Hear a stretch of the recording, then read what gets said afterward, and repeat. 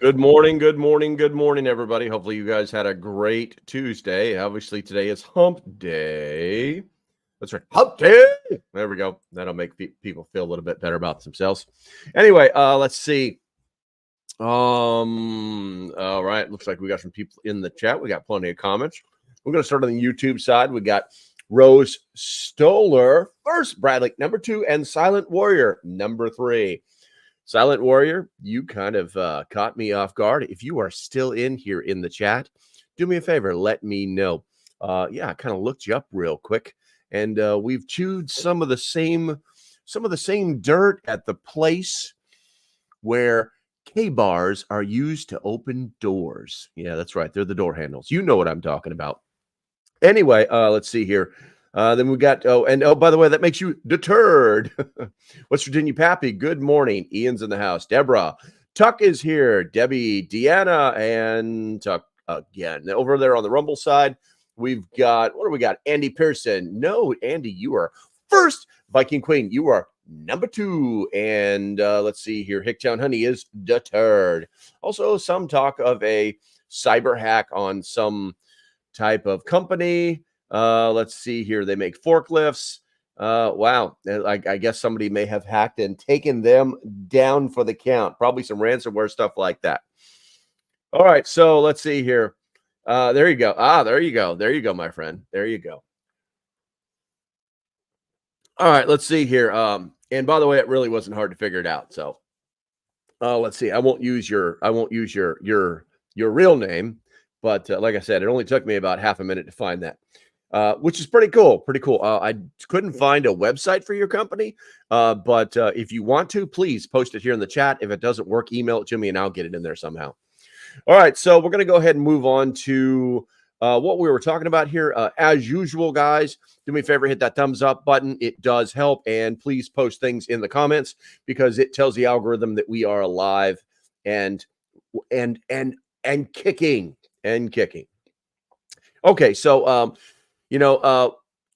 yesterday we talked basically about the mainstays, the main topics that are within the preparedness community.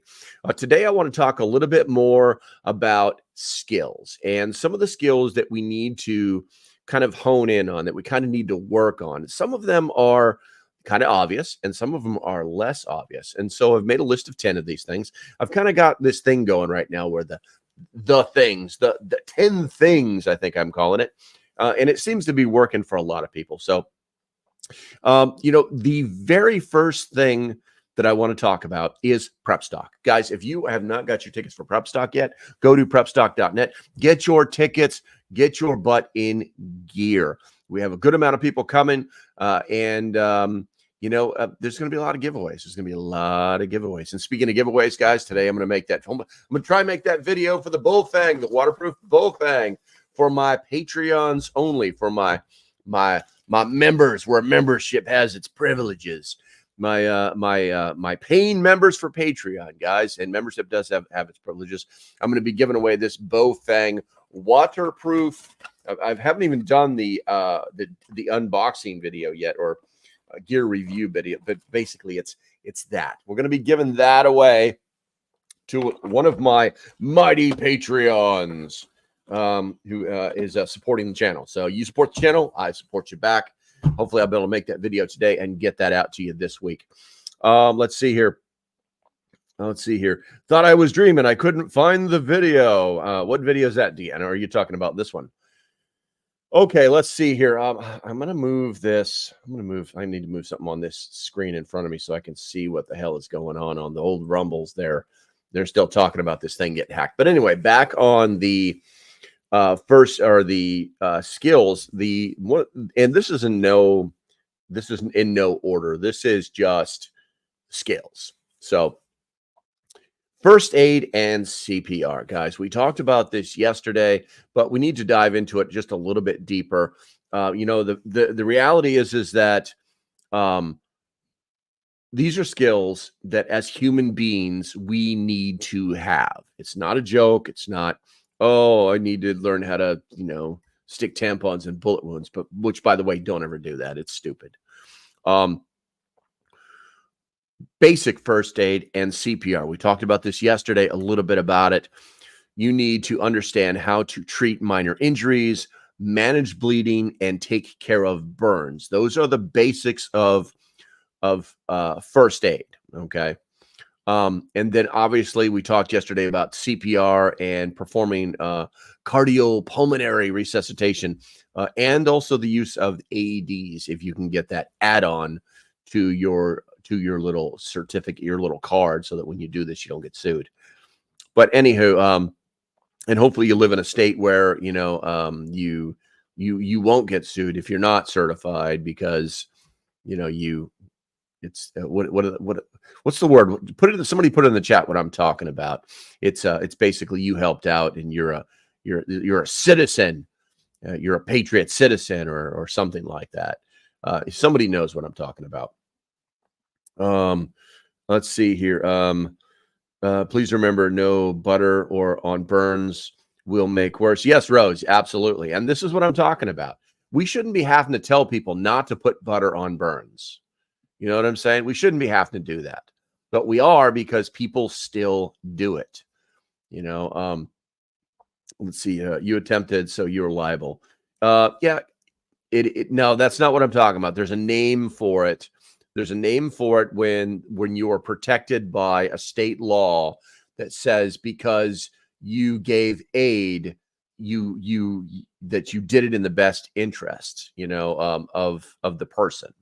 And therefore you're protected. I read that wrong. I was like, I love butter in my buns. That sounds dirty. Anyway, so basic first aid, guys. Good Samaritan laws. There you go, Rose. Thank you very much. Absolutely perfect. So the and Andy, thank you. She just beat you, man. She just beat you, which is funny because Rumble has a faster replay than YouTube does. Okay, so basic first aid and CPR. Okay, I didn't say anything about stopping bullet wounds or chest seals. I didn't say anything like that. Basic first aid. You'd be very surprised to find out that most people don't understand or don't know basic first aid, and even worse, they don't even have a first aid kit in their car. And I'm not talking about this big square thing. The first aid kit in my Jeep, okay, is this little, you can buy them at the $1.25 tree. It's a little square. It's about that big. And it's about that thick. It's got 6 or 7 Band-Aids. It's got like some ointment. And I put a pair of tweezers in it as well. I discovered years ago that, a busted knuckle, I built this big ass trauma kit and was keeping it in the Jeep. And one day I busted my knuckle open doing something at the gas station. And I was like, whoa. And I realized I didn't even have Band-Aids. I didn't have a Band-Aids in my monster trauma kit. So, guys, build yourself a little first aid kit. It don't take a Ziploc bag, some Band-Aids, a pair of tweezers, and a little bit of Neosporin. Throw a sucker in there, put it in your dash. Forget about it. You're going to have a basic first aid kit. It's that simple.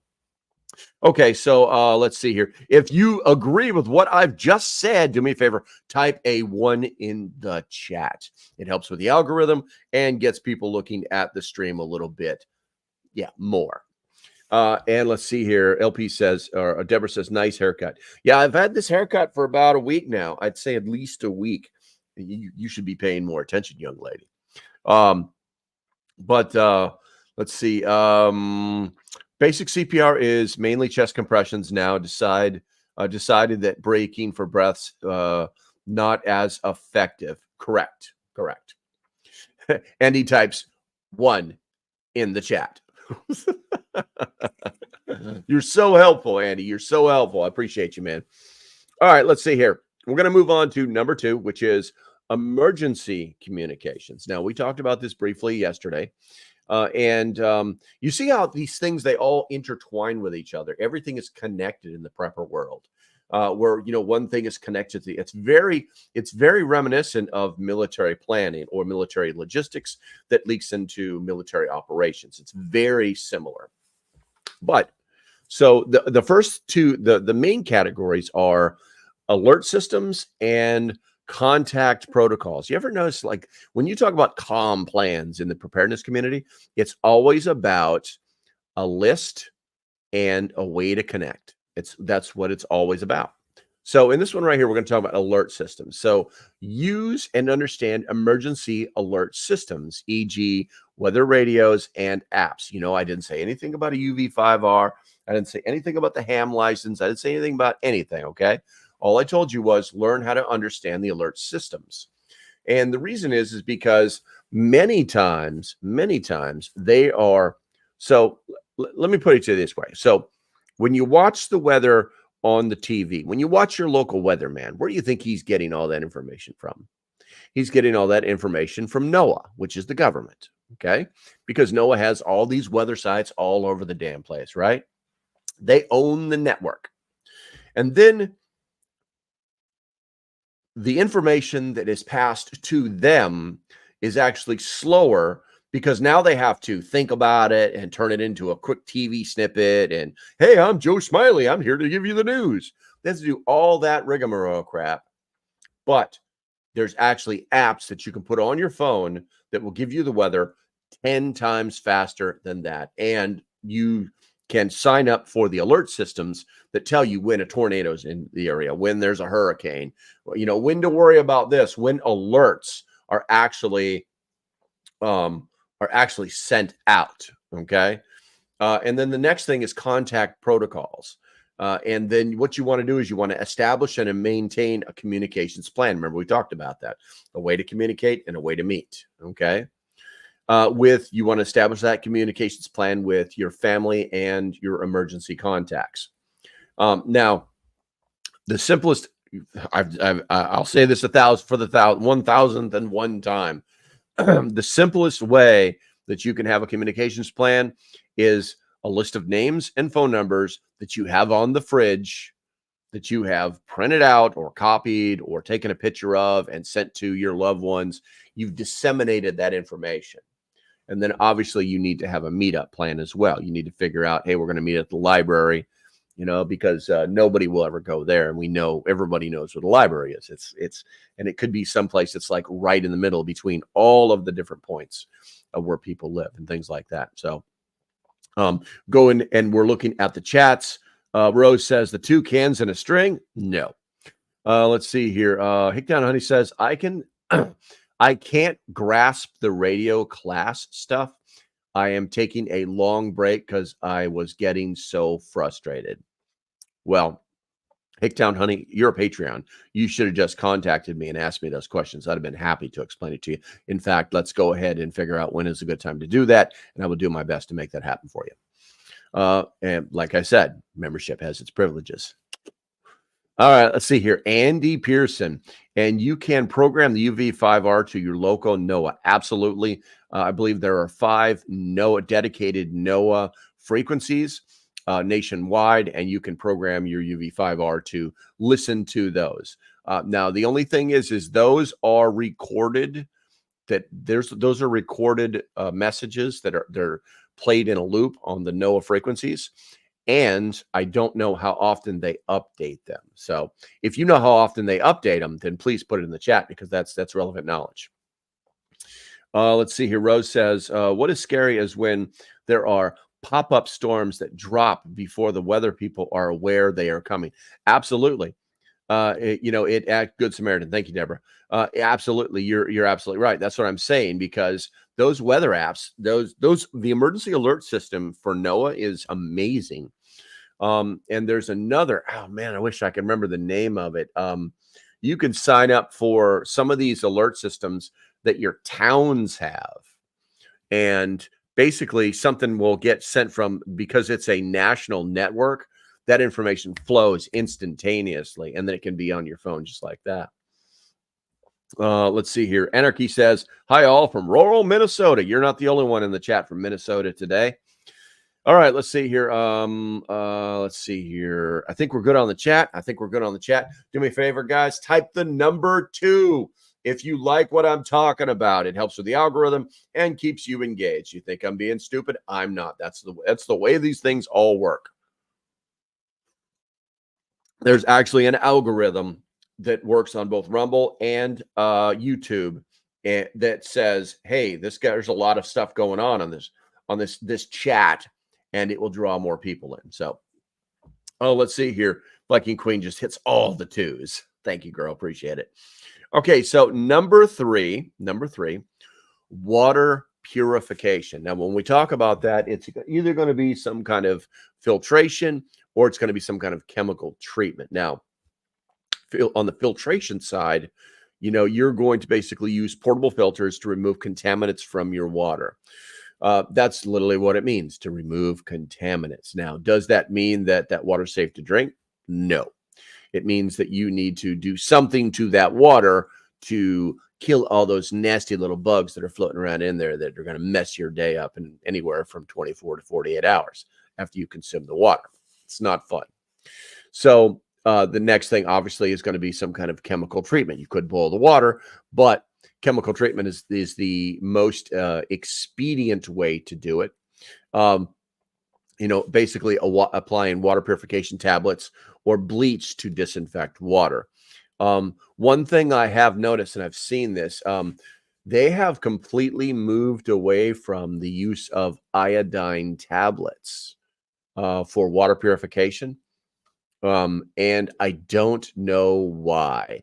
They're all these new bleach tabs that they're using.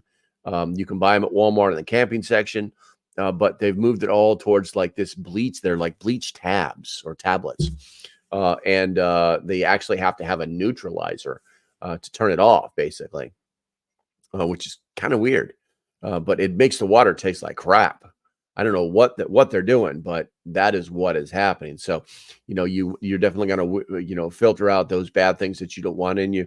And then you're going to want to be able to kill all the bugs. And obviously you can boil your water for 5 minutes at a rolling boil, blah, blah, blah. And it's going to actually be sent. Okay. Email sent. Oh, I guess he tried to post it.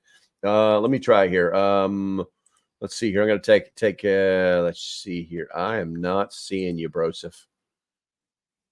Let me check my junk mail. Check the spam. Gotcha, man. This is not spam. Okay. And then we're going to send you back to the regular email. Where did you go? Where did you go? All right. Something happened. So back to the spam. I am not, you know what? This just...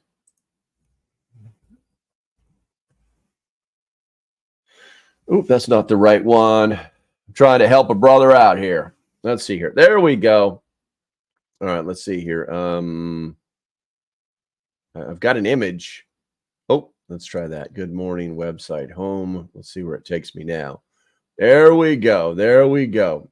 So for those of you in looks like Minnesota here, this is a new friend of mine, and let's see here. Let's see. Your freedom and the outdoors come together since 2008. Looks like it's mostly fishing stuff, but I'm going to put this in the. I'm going to take care of my fellow friend here. I'm going to post that in there. Guys, do me a favor. Take a look at that website right there. I got to put it in both of these. Take a look at that, especially if you're from Minnesota. I'm sure it will do some good. Oh, let's see here. Catitude made it about time. Give me 25 push-ups, young lady. All right, let's see here. Okay, so we're going to go ahead and we're going to move on to number 4. I'm going to take a sip of coffee real quick, though. There we go. All right, so number 4, believe it or not, fire safety and extinguishing. Now, a lot of people take this stuff for granted, and you should not. Everybody thinks about what they're going to do during a fire, but they don't actually train and plan for what happens if there's a fire. If you've got a fire safety plan together, good on you. Most people do not have one. In fact, Grandma told us a story the other day about how there was a fire. She had cooked an egg, and she had left a pan on the stove. She's 83 years old, and her faculties are starting to get a little rusty. And so she came into her kitchen after eating her egg, and there is a foot worth of flame coming off of her pan. And her solution was very old school. And she grabbed the pan, walked it through the kitchen on fire, around the island of her kitchen and over to her sink, and let it burn out. So we had to explain to her that you don't do that. You just put a lid on it. And one of the ways that you can teach people not to do that is you can take a pan. And this is actually something that my girlfriend told me. You can take a pan, fill that pan full of water, halfway full of water, put it on the stove, and then tell your children or whoever you're trying to emphasize that this is unbelievably not smart. Pick that pan up and walk it to the sink and see how they feel about it. And they're like, oh, that wasn't anything. Now imagine that's on fire, and then their brain click. So something you can think about. All right, let's see here. Yeah, no worries. No worries, Silent Warrior. I got you, bro. Let's see here. So within fire safety, there's basically two things, the fire extinguisher and fire safety plans. Some fire extinguishers operate differently than others. So you need to be familiar with what you have in your house and how to use it. I always thought it was kind of interesting because, yeah, have you guys ever seen those? They sell fire extinguishers, for lack of better words, in these cans that look like they look like, I mean, they say fire extinguisher on them, right? But they're like basically cans. They look like giant cans of hairspray is what they look like. They come with a top, and they have all this plastic sealing up on them, and people buy them and then they put them in their cabinets. And then they're like, well, I must be ready for a fire now, but they are not. If you do that, take the plastic off the damn thing, open up the cap, and make sure that you're familiar with what the spray nozzle looks like. Okay.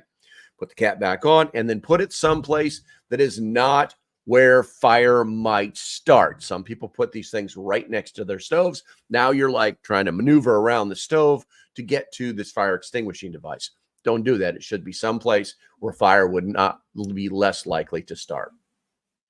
Also, with your fire safety plan, you need to develop and practice fire safety routes and safety protocols. Like, if there's a fire on the stove, do I have a large lid that will fit and snuff this flame out? Just like that. Do I have a wet rag that I can throw over the top of it? Do I have a piece of fire cloth? They actually make those things. You can buy them on Amazon. You just throw it onto it. You just pull it out of the wrapper. You throw it onto it. It snuffs flame right out. And then obviously escape routes. How do we get out of the house if there's a fire in the living room? How do we get out of the house if there's a fire downstairs and we're all upstairs sleeping? Things like that. You really need to think your way through that, Looking at the chat here, Hickdown Honey said, with Grandpa, we had a stove that turns off after a while, just in case he forgot. That's pretty smart.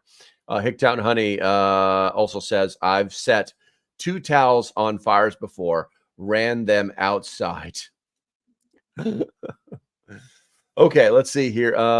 And I've got nothing on the YouTube side. Do me a favor, guys. Type the number 3 in the chat. Let's wake this thing up. Let's just do it. Just do it.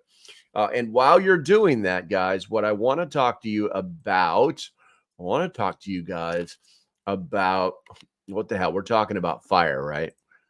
Let's go ahead and talk about ProCamp Tech. ProCamp Tech, guys. ProCamp Tech is probably one of the best fire starters I've ever seen in my life. Not a joke. They make so many different versatile ways to start a fire. It's pretty crazy. They've got the fire powder. They've got the fire stick. They've got the fire tape. It's an unbelievable product, guys, and it absolutely 100% works. So I recommend you guys take a look at that. I'm telling you because they're one of the sponsors of Prep Stock, and they've given us a savings code that we don't even make any money off of. But they've given us a savings code of 15% off of their products, which is significant because their products are already cheaper than other products that are in the same class as them. Yeah, a lot of people don't know that.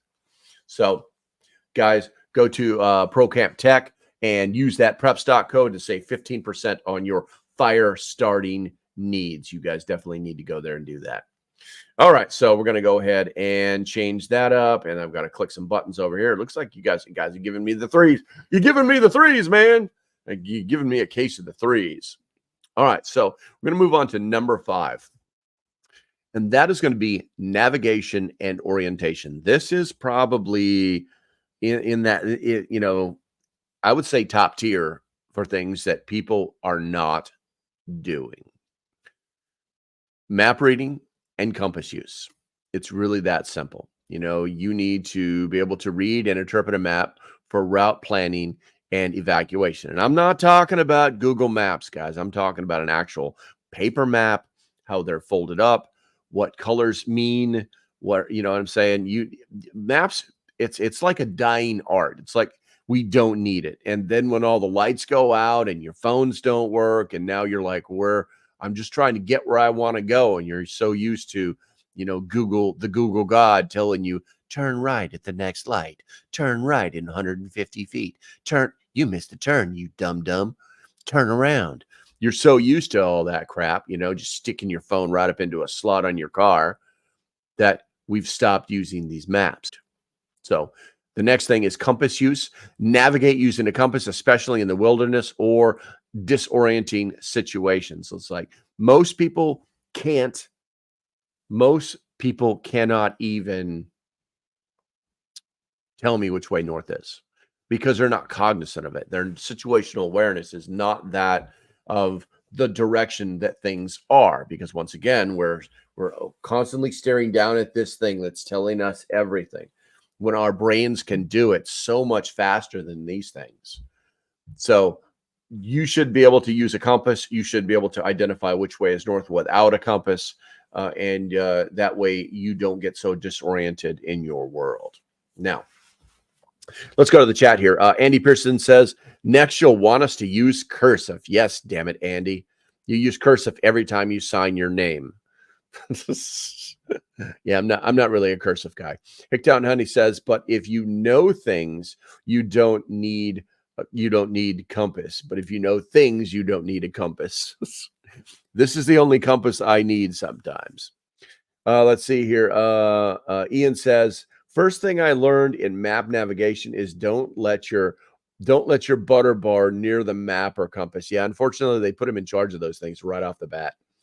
Rose says, keep maps and atlas in the car at all times. Don't depend on GPS. 100% true. Brelly says, north is left of the sun in the morning and right of the sun in the evening. Midday is too hot. Seek shade and wait. Solid advice. And David showed up. Good morning, David. Good morning. And this is a good time to ask if you guys have not subscribed yet to go ahead and do that. Also, if you have not hit that thumbs up button, it is greatly appreciated. Go ahead and do that now. David, there's only 23 people in here on this side. You're not last, bro. You're not last. Okay, so we're going to go ahead and move on to number 6, which is shelter building. Now, everybody's like, I'm just going to live under a tarp wall and rebuild my house. And I'm going to tell you, good luck with that, buddy. So you need to know how to and understand temporary shelters as well as cold weather shelters. Okay, so on temporary shelters, you should be able to construct basic shelters using materials like tarp or natural resources, or hell, just putting up a damn tent. Many times people buy these things. This is that prepper that I don't like. I mean, I don't have anything against him, but it's that prepper that doesn't make any sense, because they find comfort in having something that has never been out of the package. I don't want to do this, or I don't want to hurt it. I don't want to damage it. I don't want to lose any pieces. That's not how this works, bro. You need to actually take the tent out of the bag. You need to set it up. You need to understand it, so that when it comes time to actually do it, even though it is a simple task, you will understand what you're doing, and you're going to be able to put it up very, very easily in a stressful environment. So with that said, cold weather shelters, you need to be able to build insulated shelters for cold or extreme conditions. Now, how do we do that? Obviously, we're going to be talking about like building, miniature log cabins. We're going to be talking about under earth construction, where you dig a hole, you edge it, and then you put logs around it, filling that with some kind of insulative material. People commonly see the stuff that grows on the side of trees. They'll shove it in there. I've seen people use bark. I've seen people use newspaper. I've seen people insulate things with cardboard. You need to be able to know how to do that. You need to be able to build a roof, and then it's like, well, I don't know if I'd ever do that. Well, I don't know if you'd ever do it too, but when winter comes, you're going to be like, how do I do this? So it might be a good idea to learn.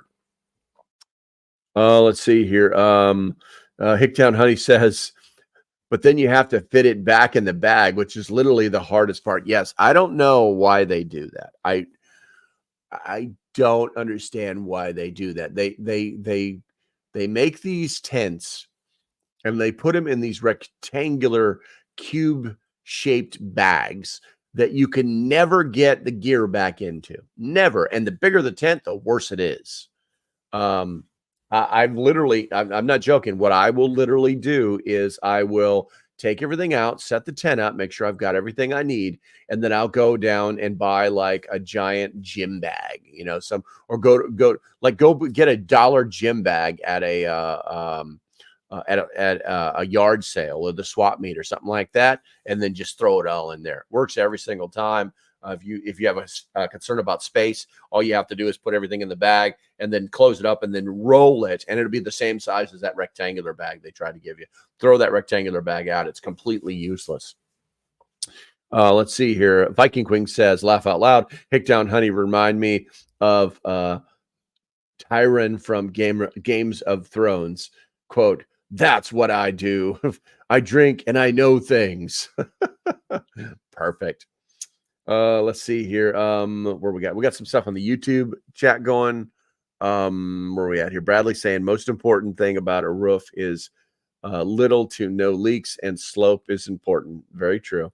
Tuck says test your gear now so you know if it'll fit into the original bag or if you need a new bag. A lot of original bags are flimsy anyway. Very true. And we got Big Prepper. Big Prepper, welcome to the channel. I don't recognize you, and make sure you subscribe. Let's see here. He says, I prefer Arcturus tarps with the thermal reflective lining and camo patterns. Hides thermal signatures and less effort hiding in the tarp. Absolutely, dude. Absolutely. You got to pay a little bit more for those. But in the end, they're solid. Those are solid tarps. And they've got that reflective surface. So even if you can't get a fire started, you will still be able to wrap up in it and use it, to reflect your body heat. It's solid advice. Solid advice, Big Prepper. All right, let's see here. We're going to go ahead and move on to number 7, which is basic self-defense. Now, that's kind of two categories. It's broken down into two categories. So there's one is personal safety, and the other is situational awareness. And, along with personal safety, learn self-defense techniques for personal protection. Now, this could be anything. This could be kung fu fighting. This could be learning to use bludgeoning objects, and this could be used, this could be firearms. It could be a lot of different things. Okay. But you learn that skill. Now, this is a perishable skill as well. So you've got to stay on top of it. Okay. You can't just be like, oh, I took that one class 2 summers ago and now I'm John Wick, because that is not how it actually works. So, and then situational awareness. You guys need to develop skills to assess and respond to potential awareness hacks that actually work for you. If you know the 45-second parking lot hack, because I've told you about it in past videos. If you know the 45-second parking lot hack, I want you to put the number 1 in the chat. I'm going to wait while I read some of these things right here. But go ahead. If you know the 45 seconds parking lot hack, type a 1 in the chat. All right, let's see here. Tuck says, I've only heard good things about Arcturus. Yes. Rose says, if familiar with the Indian wigwams or such, able to have center fire for heat and cooking. Yes. Big Prepper says, it's made in China, but it's solid. I will say, if an ember gets on it, it will burn through, but won't catch fire. Gotcha. Rose says number 2. Laser remembers me teaching this. I'm not seeing a lot of. Okay, guys, I'm going to teach you this right now because I'm not seeing a lot of activity as far as the admission that you know this technique. It's actually a very simple technique. Okay, Hicktown Honey, that's right. You're a young lady. I was waiting for you to put a 1 in the chat. So it's really simple, guys. As you are walking, Ian's like, I think I remember 1.5. As you are leaving the store, heading towards your car, you should already have your keys out. You should already be looking around as you are leaving the store, because the people that want to get you are watching people leaving the store, and you do not want them to believe that you are a soft target. So the fact that your head is up and that you are looking around means that they may not want to mess with you. Okay. So the 45-second rule is very simple. From the time that you open your door, you should have the keys in the ignition and the vehicle should be moving within 45 seconds. And the reason is because it takes an assailant about a minute to figure out who they're going to come after, begin the process of targeting you, and then get to you. So inside that 45 seconds, if you have got in your car, loaded it up, and you are now sitting in your car with that door locked, your vehicle should start moving within 45 seconds of you physically opening that door. All of that should happen in 45 seconds. You're saying, LP, that's a short period of time. You're absolutely right. It is, but it only takes them a minute to get to you. So 45-second rule, very simple. Very simple. Apply it. Very simple. Bradley, we'll talk to you later, bro. Stay safe.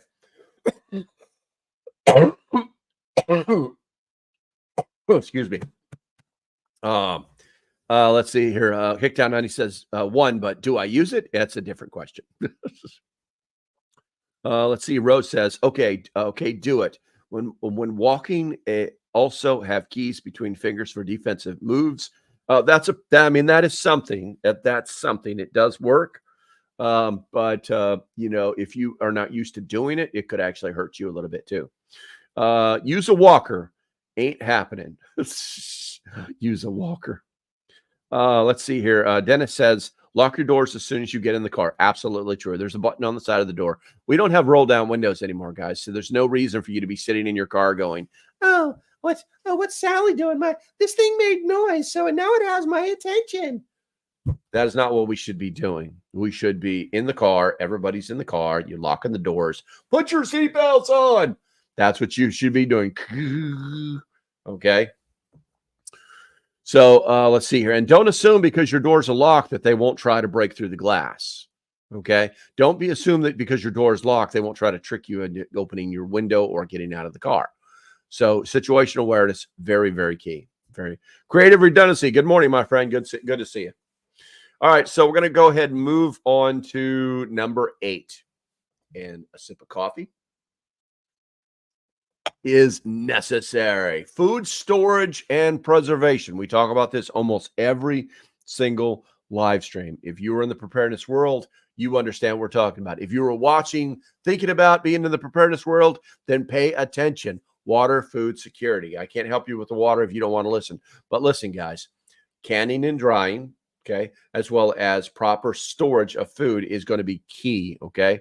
So your ability to preserve foods through canning, drying, or other methods. When we talk about drying, we're either dehydrating them or we're freeze drying them if you've got the money for that. And then, the proper storage, store food to maximize shelf life and prevent spoilage. Guys, even food that you bought, it's like this food's good for 25 years. I was like, well, that's great. That's great. But you probably want to open it up at 10, 15 years, something like that. Start using it, maybe start rotating at that point. Because if you bought this giant block of food, let's say you buy a pallet of number 10 cans of 25-year shelf life Augustin Farms food, okay? If you did something like that, then it's It's like, great, you've got it, right? You've got all that food, but here's the thing. You don't do anything with it in 25 years, it's all going to go bad. And you're going to have tons of this food. You're going to have a pallet of this food that you cannot consume. So make sure that you do that. And one of the ways you can do that is actually go to a link in the description. Go to Augustin Farms, get yourself $10 off each purchase, guys. I just told you, I just gave you a hack. Okay. Augustin Farms doesn't want people to know this, but it's the truth. All right.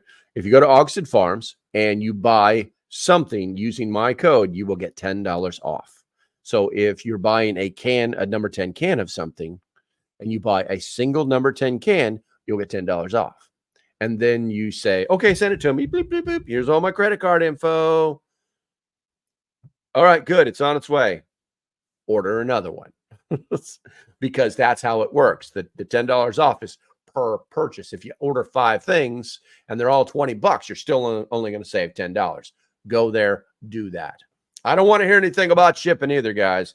Shipping is a real thing. Stop your crying. All right, let's see here. We're going to go ahead and change that template right there. Let's see. The next thing is basic repair and maintenance, guys. People aren't doing it. They for some reason just don't want to do it, and I don't understand why. Okay. Let's see here. I'm going to look at the chat real quick. Good morning. We got that right. Tuck says, use a walker. Takes 3 to 4 minutes to leave. I carry a double stack and 2 spare mags. I gotcha. Let's see. Rose says, or walkers and canes can be a good defensive weapon or could be turned on us as well. Very true. And creative redundancy. Solid advice. Prep what you eat. We talked about this yesterday. Do not buy stuff that you don't eat just because it's on some prepper's list. Hicktown Honey says, if you can afford a pallet of freeze-dried food, I'm looking for a sugar daddy. There you go, girl. All right, let's see here. What do we got? We're on maintenance. We're on maintenance. And my throat's about to be done with. So we're going to keep going. We got a few more minutes. All right. So tool use and vehicle maintenance. So tool use, handling basic tools for repairs and maintenance, e.g. plumbing and carpentry. This is right up there where dad's like, give me a Phillips head screwdriver. And the son's like, and he hands him a wrench because he doesn't know. Teach your kids about tools. Most of them have no idea what the hell these things are. The next is vehicle maintenance. Perform simple vehicle repairs like changing a tire or battery. The first thing I taught every one of my kids before I let them drive my car was they had to change the tire. I would take them outside. This is a jack. I would show them how to do it, and then I would put it all back on, and then I would say, now you do it, so that they knew exactly how much force it required to get that lug nut off, and the dynamics and the geometry required, and the little tricks like, oh, by the way, don't jack the tire completely off the ground when you're taking the lug nuts off, because yeah, it's just going to spin. All right. How to use the parking brake, stupid stuff like that. Before I ever let them drive into my cars, they had to know how to change a tire, and that it had to do it in front of me. So make sure people know how to do those things. Going to the chat, what do we got here? We got some basic tools. And Big Prepper says, everyone talks about food preparation, but I never hear anyone promoting preparation. Ooh, preparation of spices and broths to make the food they prep with better.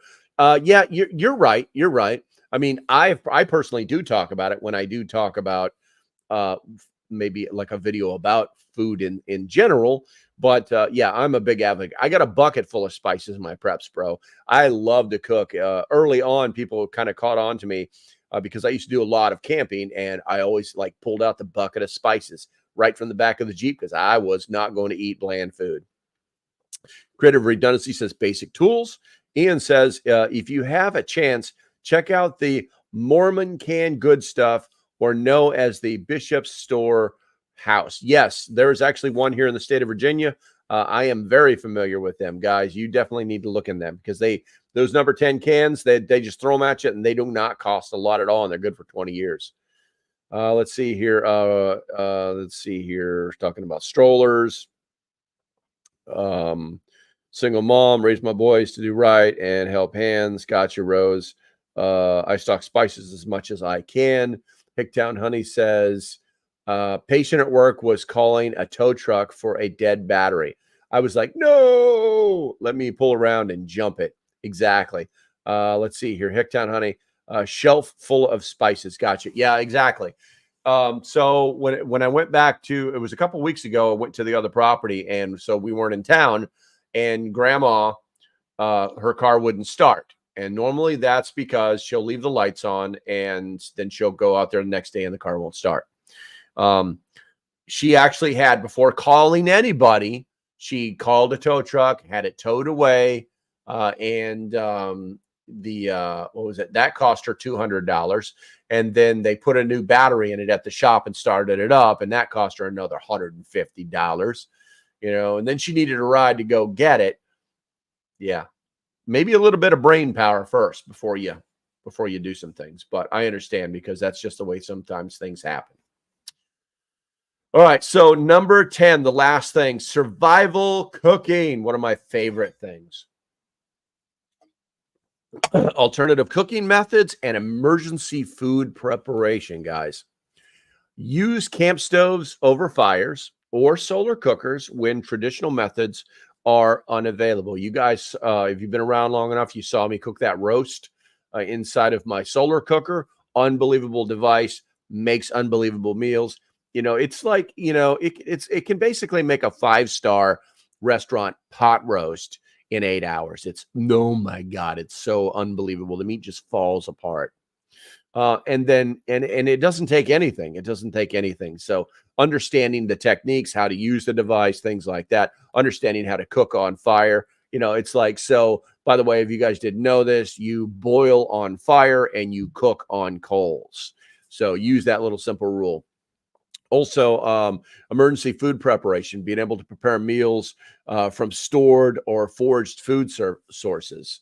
Basically, hey, it's time to eat the meals out of the bags we bought for camping and never used, things like that.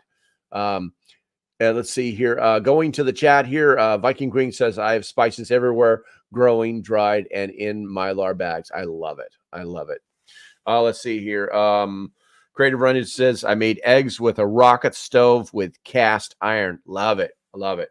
My very first rocket stove was made it out of red bricks. All I did was stack them in a certain configuration, and it makes a perfect stove. You just got to put something in there to get the pan off of the top of the brick. So the sound effect, get that airflow going there. Make that rocket noise. Okay, so here's the thing, guys. These skills are vital for all of these skills are vital for coping with emergencies and can significantly enhance an individual's or community's ability to manage crises, it's plural, or a crisis effectively. I think it's important that we all know and understand these skills and that we lean towards those things. Now, let's see if learning has occurred here, guys. Do me a favor. I want you to put the number 5 in the chat if you think that all of the things that I just talked about over the last 48 minutes, you need to know how to do. Go ahead and do that now. I'm going to sip some coffee.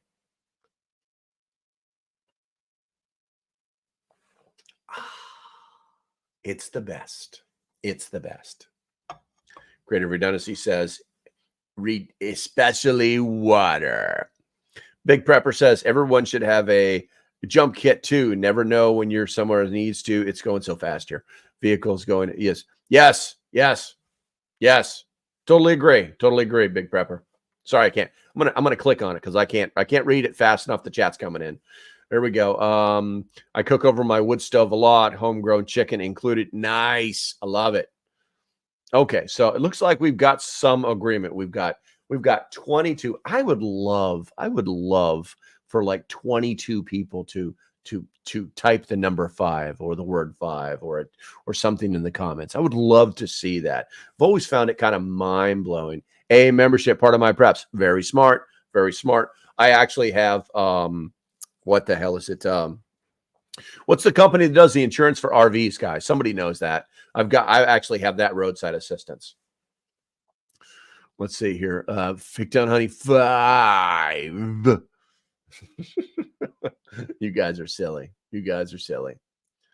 Okay, so I think that's going to be about it, guys. As usual, do me a favor, hit that thumbs up button. It really does help out. If you're new to the channel, hit the subscribe button, guys. I'm here 5 days a week, and I also make other videos.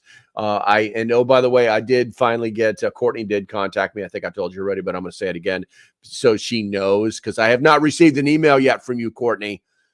Courtney won the 12-piece survival kit. I'm just trying to mail it to you, lady. I'm just trying to. Why is it so hard to give things away? I gave you my email address, contactlocalprepper@gmail.com.